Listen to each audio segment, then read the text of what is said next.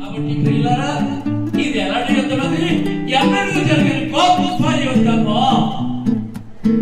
మనకే కాదు, బయట ఉన్న ప్రతి మానవుడికి కూడా అన్నిటికన్నా అతి గొప్ప పోరాటము ఇదే. అన్నిటికన్నా అతి గొప్ప పోరాటము ఇదే. ప్రియులారా, ఇంకా చూడండి, శ్రమల ద్వారా సంపూర్ణత. ఈవేళ నేను సాక్ష్యం చెప్పుకోవడానికి ఎలా చేసినా నన్ను వదలలేదు కదా. వదిలాడా? ఎందుకు వదులుతాడు? చెయ్యకపోతే నిన్న ఏం నీ జోలికి రాడు. నువ్వు భక్తి చేయకపోతే నీ జోలికి రాడు. నువ్వు బైబిల్ చదవకపోతే నీ జోలికి రాడు. నువ్వు ప్రార్థన చేయకపోతే నీ జోలికి రాడు. నువ్వు సర్వకవచం ధరించకపోతే నీ జోలికి రాడు. నా పార్టీ అనుకుంటాడు. అయ్యా, నువ్వు యుద్ధ రంగంలోకి వచ్చి నేను దేవుడి పిల్లాన్ని, నేను దేవుడి కూతురిని అనుకుంటే నీకు అక్కడ యుద్ధం ఉంటుంది. అప్పుడు నీ దగ్గరికి ఎదురుకుండా వస్తాడు. దేవుడు హృదయంలో ఉంటాడు, వాడు బయట ఉంటాడు. హృదయమనెడు తలుపు నోట యేసునాథుండు నిలచి సదయోడగుచు తాటుచు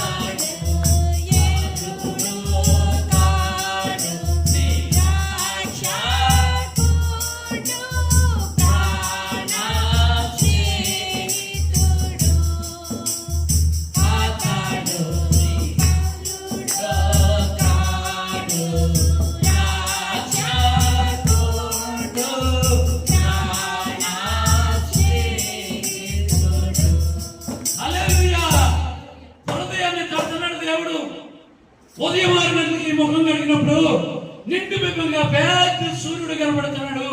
6 గంటలకు వచ్చాడు.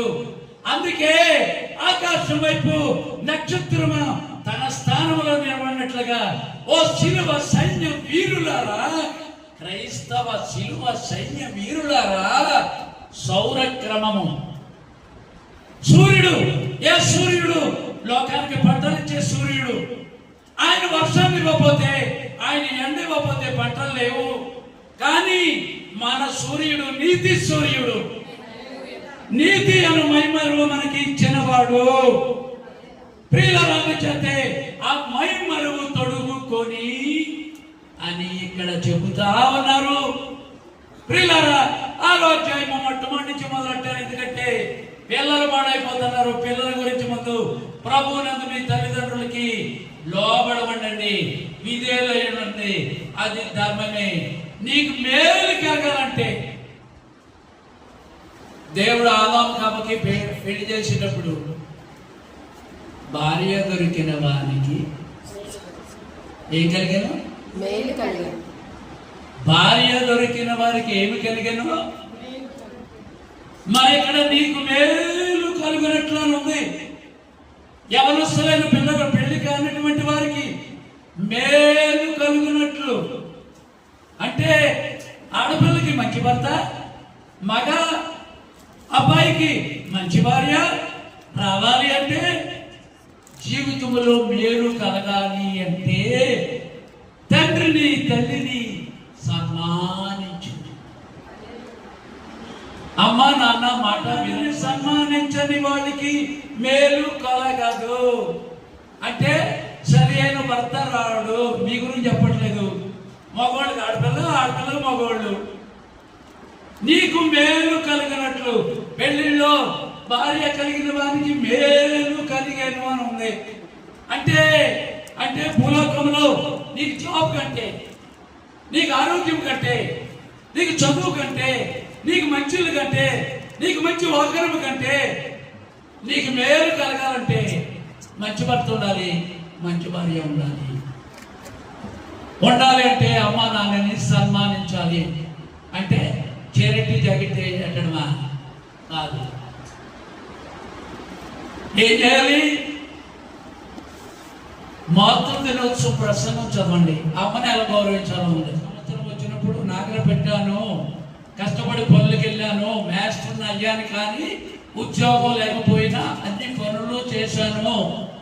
ఇప్పుడు వచ్చినటువంటి చదువుకున్న పిల్లలు మీరేమైనా చేస్తున్నారా పనులు? తాతయ్య కాదు మన దేవుడు, తండ్రి. తండ్రి. అందుకే ఇందాక చెప్పాను, మార్గము చూపు ఇంటికి నా తండ్రి. మార్గము చూపు ఇంటికి నా తండ్రి. నా హృదయ ప్రేమ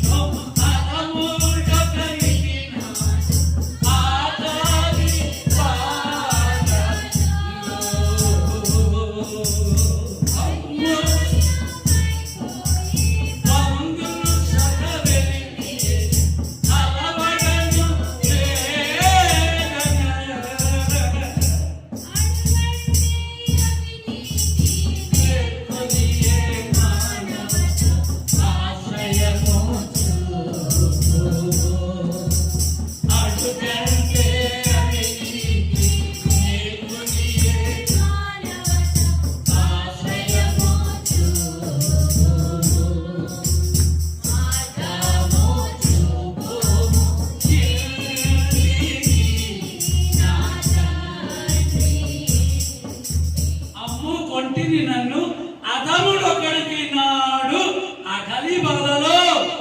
ఎవడు వీడు? తండ్రికి ఇద్దరు కొడుకులు ఉన్నారు, చెల్లి కొడుకుని ఆస్తి నాకు ఇచ్చేయన్నాడు. బాబో నా తర్వాత వస్తుందా నీకంటే, నాకు స్నేహితులతో దూరంగా పోతాడన్నాడు. అందుకే పాప మమతల చేత పారిపోయిన నాకు ప్రాప్తించే క్షేమం. క్షేమం కాదు అయ్యా, ఎంతమందికి క్షేమం లేదు, ఇప్పుడు మేలు లేదు, ఆరోగ్యం లేదు, చదువు లేదు, బ్రతకడానికి ఆధారం లేదు. పాప మమతల చేత పారిపోయిన నాకు ప్రాప్తించే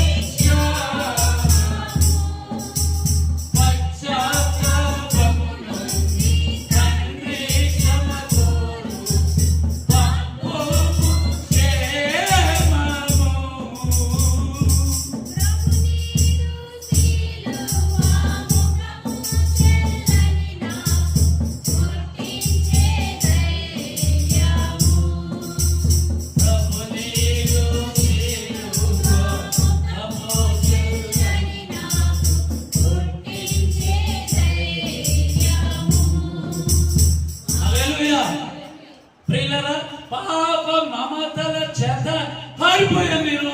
పారిపోతే పందులతో పొట్టు తిన్నాడు. అప్పుడు నాకు వచ్చింది, అయ్యో మా నాన్నింట్లో ఉన్నప్పుడు సర్వం ఉంది, కూలి పని చేయక్కర్లేదు, పందులు గాయడానికి వచ్చినప్పుడు క్షామం వచ్చింది. క్షామమా క్షేమమా ఏదో ఉంది ఇప్పుడు మనకి. క్షేమమా అంటే కరువా లేకపోతే క్షేమమా? ఏమండి బాగున్నారా అని అడుగుతారు. అయ్యా మన ఇష్టానుసారంగా బాగున్నాం అంటే మామూలుగా అంటాం బాగున్నామని, కానీ ఇప్పుడు బాగోలేదు. మనకి మేలు లేదు, మనకేమి ఏంటంటే సర్వాంగ కవచము అన్ని ఇంకా ధరించుకోలేదు. ఒక 2-3 ధరించుకొని ఏమనుకున్నామంటే భక్తులైపోయి ఏమనుకున్నాం, కానీ కాదు, అమ్మేసుకున్నాం.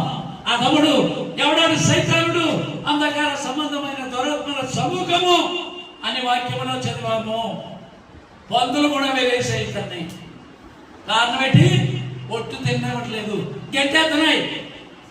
పందులన్నీ ఇంతలా ఉంటాయి, పందులు కూడా పొట్టు కూడా తినవట్లేదు. అంటే మన గద్దె ఎలా ఉంటుందని. బాగున్నారంటే నిజంగా చెప్తామండి, బాగానే అంటే గ్యారంటీ కదండి. పైకంటున్నాం బాగానే ఉన్నామండి. నిశ్చయంగా చెప్తున్నామా? నిశ్చయంగా చెప్తున్నామా? కాదు. ప్రియులారా, ఇక్కడ జాగ్రత్తగా చూసుకున్నట్లయితే మనం అలాగా సబ్జెక్ట్ పోతాం. ఇక్కడ ఏంటి? పిల్లలారా, తల్లిదండ్రుల లోపల మనకి దేవుడు మనం ఉంది, వాగ్దానంతో కూడిన ఆజ్ఞల్లో మొదటిది. కాబట్టి నువ్వు ఎంఎస్సీ చదివినా, నువ్వు బిఎస్సీ చదివినా, నువ్వు స్పెషల్ నర్సింగ్ అయినా, లేకపోతే నువ్వు మంచి టాలెంట్గా వక్త అయినా, నువ్వు పిహెచ్డీ చేసినా, నువ్వేం చేసినా అది వద్దని దేవుడు చెప్పట్లేదు. పరిశుద్ధాత్మ పొందు. నీ చదువు, నీ పరిశుద్ధ నీ చదువు నువ్వు పొందిన పరిశుద్ధాత్మకి అడ్డుగా వస్తే చదువుని కింద పెట్టు, పరిశుద్ధాత్మకే లోబడు. నువ్వు ఎన్ని డిగ్రీలు చేసినా, నువ్వు గోడ మీద అంటించినా, నువ్వు 50-60 సంవత్సరాలకి పో అంటారు. నన్ను పొమ్మన్నారు. నీకు ఎంతో మంది పడేస్తాం. 32.5 సంవత్సరాల పిల్లలతో పడ్డావు కాబట్టి బతుకు. రాజుగారిలో ఏం తీసుకుంటున్నాడు. అందుకే మీరు ఇచ్చిన కానుకలు ఏమంటే ఉచితంగా ఇస్తాను. నేను కాదు, మీరేస్తున్నారు. మీ దశభాగాలు ఉచితంగా ప్రెస్ చేసి ప్రతి ఒక్కడు వచ్చి, ఎవరో ప్రతి ఒక్కడు డబ్బులో పోయారు, మీరే ఇస్తున్నారని చెప్తున్నారు. గర్వం కదండి మనకి. గర్విస్తులు కాకుండా చేయనట్లును, తాము చేయదలసిన కార్యము వారు మానుకొని చేయనట్లును, కనపండు పాపం గర్వం. ఎవడో అంటున్నాడని పొంగిపోవద్దు. ఇంకా చాలా ఉన్నాయి. ఓ ఆయుధం వస్తే సత్యం వస్తే కాదు, మహిమను వస్తే కాదు, సమాధానం స్వార్థ వల్ల సిద్ధ మనస్సు వచ్చిందా? క్రీస్తు కలిగిన మనసు వచ్చిందా? ఇంకా రాలేదు. ప్రియులారా, పిల్లలకు కోపం రాకుండా ఏం చేయాలి?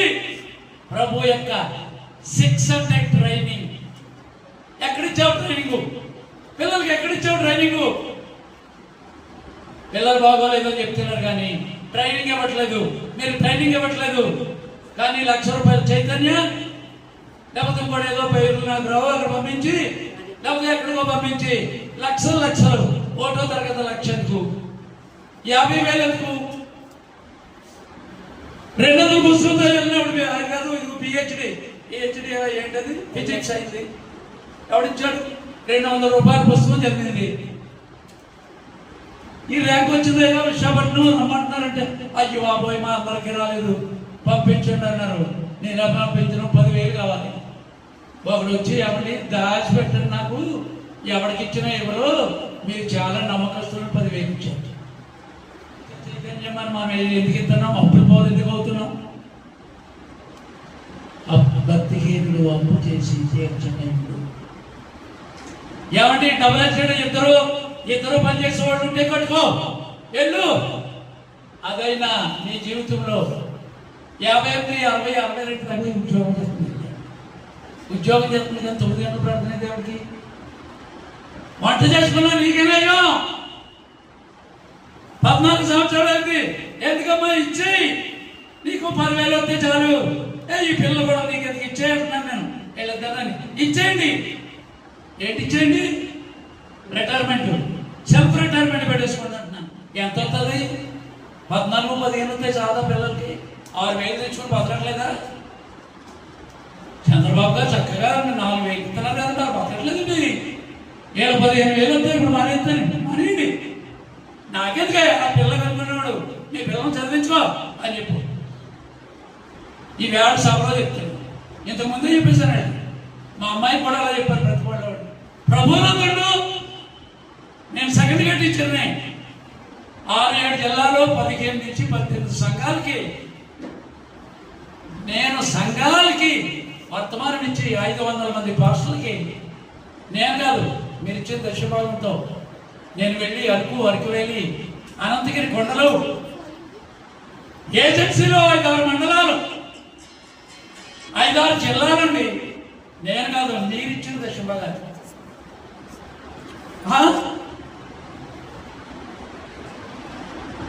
డాడీ తినట్లేదా మీరు?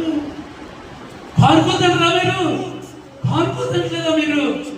ఏ తిన్నట్టు ఎక్కడ చూసావా? ఎవరని చెప్పారా? నా పెన్షన్ వస్తున్నాయా, అందుకే ఉచితంగా ఇచ్చేది నేను కాదు, అడ్రస్ కింద కనికడ చేస్తామని పెట్టాను. ఇక్కడ ఎండ్ టైం మెసేజ్ లైబ్రరీ పెడుతున్నాను. అందులో మీరు అందరూ చేసే workers end time message library Vakalapudi అది ఒక్కడే ఉంది ఉచితంగా. పరివారం వహించాడు కృపారావు గారు. ఇలాగ విశ్వాసంతో పని జరిగింది. ఏమండి ఈ టైల్స్ ఇంకా 2 సంవత్సరాలు పడుతుంది ఆగండి అని చెప్తున్నాను నేను. ఇప్పుడు 7 ఆటకే ఉంటాను, ఏ టెక్ వద్దని చెప్తున్నాను.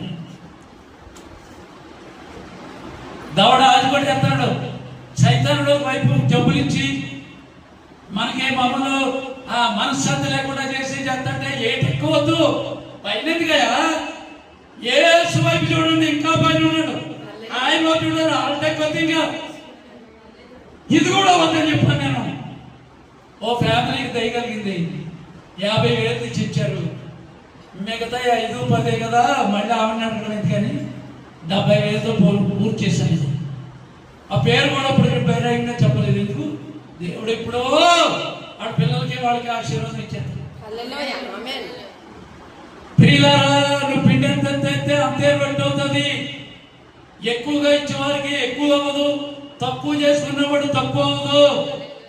కాబట్టి నీ రాబడి అంతటి యందు ప్రథమ ఫలము, దశమం కాదు, ప్రథమ ఫలము.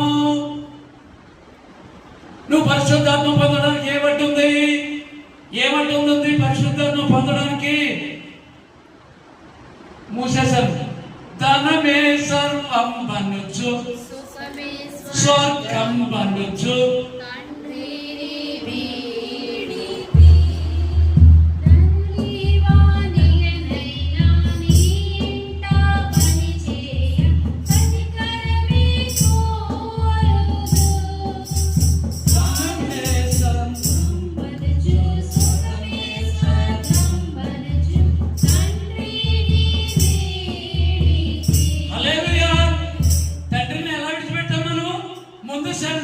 పాప మమత. వాడు ఎవడిచ్చాడు? పై నుంచి దేవునికి మనకి అంధకార సంబంధమైన దురాత్మగా వచ్చి మానవుని మనస్సులో దూరాడుకున్నాడు. యుద్ధం మనస్సులో చేస్తున్నాడు. దేవుడు కూడా మనస్సులోకి వస్తున్నాడు. కానీ దేవుడు మనస్సులో జాగిపోకుండా నీ హృదయమే ఆలయము, లోపలికి దేవుడు ఎత్తున్నాడు. సైతానుడు ఇక్కడే ఉండిపోయితే పర్వాలేదు, గోబ్యాక్ అని చెప్పాలి. ఇక్కడ ఈ మనసులో వాడితో పోరాటం చేయాలి. కాబట్టి మనసులోనికి వస్తాడు సైతానుడు. అయ్యా సామెతల గ్రంథం 3వ అధ్యాయం 1-10 వచనాల్లో నీ రాబడి అంతటిలో ప్రథమ ఫలమును. హల్లెలూయా.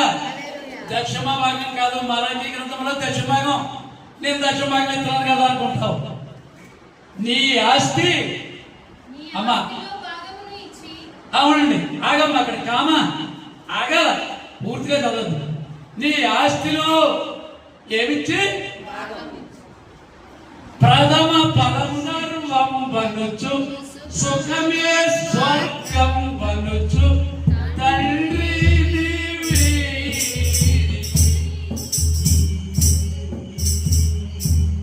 హల్లెలూయా. ధనమే స్వర్గం, సుఖమే స్వర్గం. ఏమండి, 1,00,000 రూపాయలు వచ్చాయి, ఎవరో ఇచ్చారు కట్నంగా, బ్యాంకులో వేసావు, 5 ఏళ్ళు అయింది, 5 లక్షలు అయింది, 6 సంవత్సరాలకి దాంట్లో తీసావా? ఏమండి, ప్రార్థన చేయమని చెప్పు పని గురించి. ఒక డబ్బులు ఇవ్వలేదు, ఇచ్చేశారు. ఇచ్చావా? డబ్బులు ఇచ్చాక ఓ స్థలం ఉంది అమ్మకాలని అన్నావు, దాంట్లో వచ్చింది, డబ్బులు ఇచ్చావు. ఇచ్చావా? చాలా శోధనకరమైనటువంటి విషయాలు ఉన్నాయి. నీకేమి చేయాలో తోచని సంగతులు ఉన్నాయని చెప్పారు. ప్రియులారా, దక్షిణభాగములు ఇవ్వకూడదు ఎవరికి. దేవుని విశ్వాసము ద్వారా సద్గుణము, సద్గుణము ద్వారా జ్ఞానము, జ్ఞానము ద్వారా అశానిగ్రహము, సహనము, భక్తి 6. ఏమండి భక్తి 6 పెట్టండి. దయను పొందుదల అందులో ఉంది 3వ అధ్యాయంలో సామెతల గ్రంథంలో, నా కుమారుడా ఉపదేశం మర్చిపోవద్దు, నా ఆజ్ఞలు హృదయపూర్వకంగా గైకొనుము. అలాగాని నువ్వు చేస్తే దీర్ఘాయువు సుఖ జీవముతో గడుచు సంవత్సరంలో శాంతిని నీకు కలుగలేదు. ఇంకేం కావాలమ్మా మనకి? సుఖజీవముతో గడుచు సంవత్సరము, దీర్ఘాయువు, శాంతి. ఇంకేం కావాలి? శాంతి అంటే మనసులో సమాధానం. సైతానుడు బయట ఉంటాడు, దేవుడు 3వ దాంట్లోకి వెళ్ళిపోయి ఉంటాడు అనమాట. అది యుద్ధం. హల్లెలూయా. శత్రువు శక్తి నుండి నువ్వు దూరంగా ఉండాలంటే ఒంటరిగా ప్రేయర్ రూమ్ కట్టుకోని ఇంట్లో నీవు అక్కడికి 3 గజాలు కట్టుకో, దాంట్లో పో. లేకపోతే చెత్తోడు వస్తాడు, కాసేపటికి వాటర్ వస్తాడు, కాసేపటికి ఎప్పుడు విద్యుత్ వస్తాడు. శత్రువు యొక్క శక్తి నుండి నువ్వు దూరమగుదువు. ఎన్నడూ జరిగే గొప్ప యుద్ధంలో 35వ పేరాలో ఉంది. ఇదిగో 2 శక్తులు ఉన్నాయి, మరణపు శక్తి, జీవపు శక్తి. మరణపు శక్తి దెయ్యం నుండి వచ్చును, జీవపు శక్తి దేవుని నుండి వచ్చును. 1 సాతాను యొక్క శక్తి, 2 దేవుని యొక్క రాజ్యపు శక్తి. కాబట్టి మనం ఎలా ఉండాలి?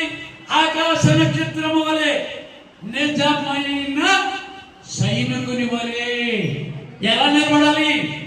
ఇందాక చెప్పాను, దేవుడు ఎన్నుకుంటాడు. ముందు దేవుడి దగ్గర ఎలా ఉండాలి? ప్రభువా, అట్లు తోమేటటువంటి యథార్థం ఉండి నీ పిల్లలు పెంచుకుంటే నువ్వు సేవకురాలు అంటున్నాడండి. నువ్వు చర్చ కట్టక్కర్లేదు, నువ్వు ఎలా వచ్చినా బోధించక్కర్లేదు.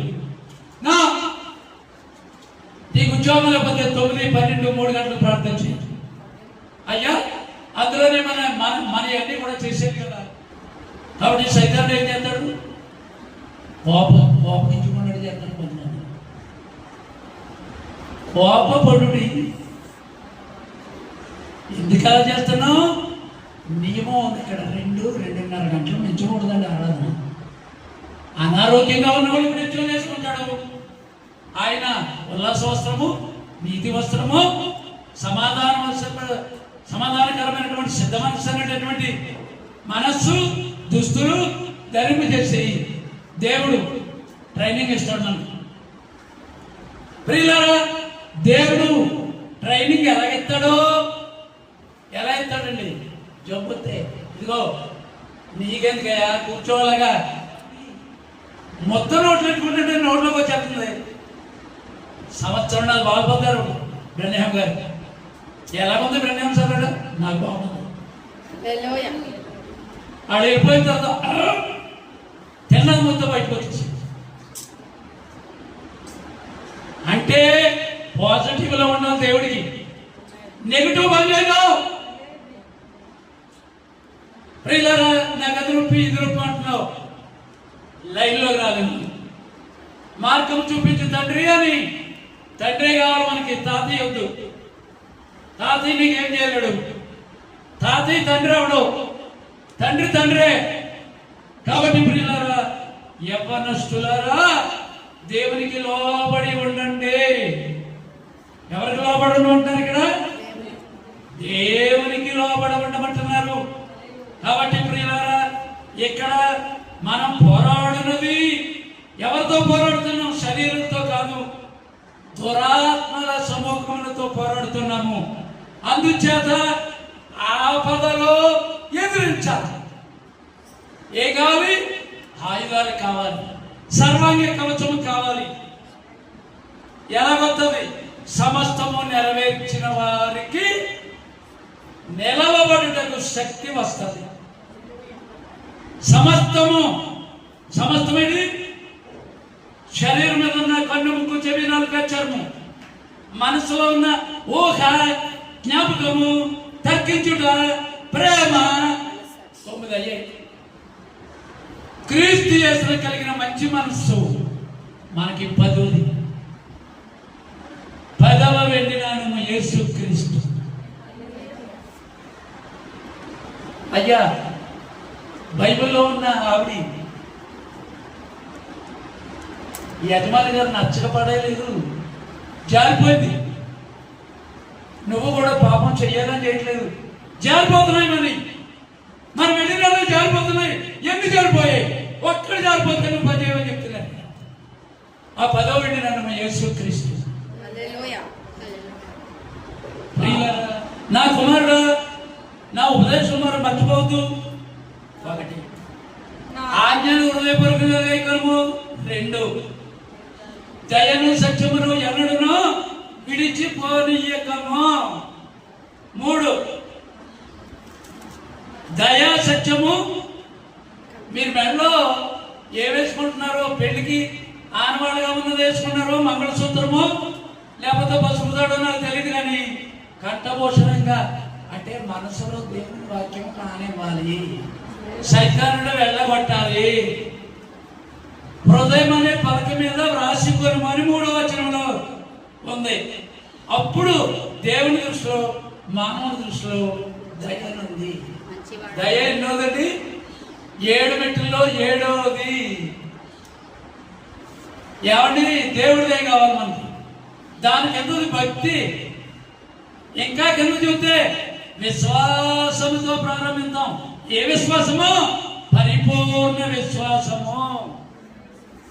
పరిపూర్ణ విశ్వాసంగా తిరిగి జన్మించాలండి. కాబట్టి ఇప్పుడున్న జన్మ, ఆలోచన, స్వభావము, ఊహ ఇవన్నీ పోయేలేదు, మనమే చూసుకోవాలండి. భక్తి అంటే మనమే చూసుకోవాలండి.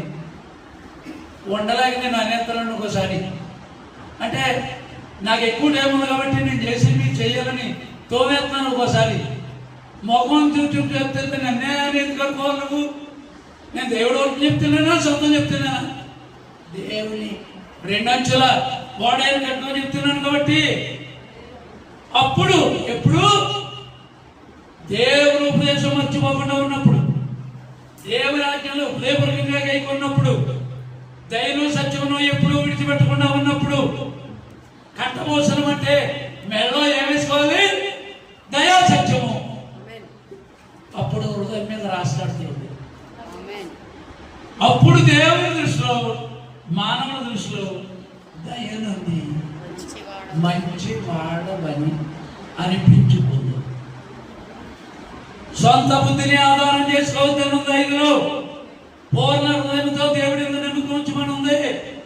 తర్వాత మనం ప్రవర్తన చర్యతో అధికారములకు ఒప్పుకొని మనం ఉంది. అప్పుడు ఆయన నీ త్రోవలను సరళము చేయును, మార్గము చూపుము ఇంటికి. చెప్పండి, నా తల్లి